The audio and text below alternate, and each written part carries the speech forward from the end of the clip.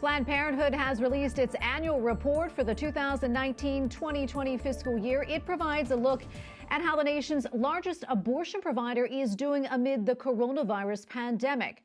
Last year, Planned Parenthood performed more than 354,000 abortions. That is a 2.7% increase from the previous year. It also received $618 million in government funding, a slight increase from the previous fiscal year. Joining us now is Genevieve Plaster, Deputy Director of Policy and Administration at the Pro-Life Charlotte Lozier Institute. Genevieve, welcome. Great to speak with you. So what jumps out at you in terms of that annual report? Well, thank you for having me. In terms of the Planned Parenthood annual report, as you mentioned, the report shows that there's over 354,000 abortions that were done in America by Planned Parenthood in 2019. And this is an all-time record for Planned Parenthood, the organization. It really is unique in that it tells us that despite the long-term trend the United States has seen in decline of abortion over the past 3 or so decades, that Planned Parenthood's business model is really aggressive and very focused on performing and selling abortions. What type of impact do you think the new administration will have on Planned Parenthood's funding and the number of abortions that it performs? So with the new administration, President Biden has promised to restore funding to Planned Parenthood through the Title X family planning funds.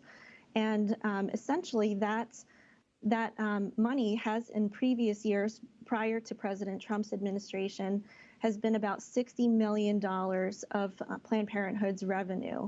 And it's the second largest funding stream of taxpayer funding just after Medicaid reimbursements. Overall, we see from the Planned Parenthood annual report that taxpayer funding has made up about 40% of their total revenue. And again, that's up in recent years, and it's up by more than a quarter compared to the last decade. Genevieve, I want to ask you now about the Trump administration. How would you rate it overall when it comes to the fight for the unborn? Planned Parenthood's government funding actually went up, albeit slightly, during that time. Yes, so President Trump has been very clear about being a pro-life president. His policy speaks louder than words. As soon as he became president, he reinstated and expanded on the Mexico City policy, with making sure that federal funds would not go to abortion organizations overseas. He promised to defund Planned Parenthood, which again we saw from his time in office that through Title X he was successful in doing so. Cutting off about $60 million annually to Planned Parenthood. He has promised to sign into law the Pain Capable bill, which, there's been trouble getting that through Congress, but essentially it would have stopped late-term abortions after 20 weeks or 5 months, at which point of time the baby can feel pain in the womb.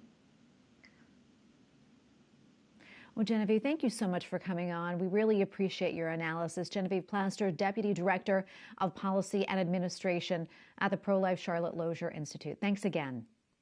Thank you for having me.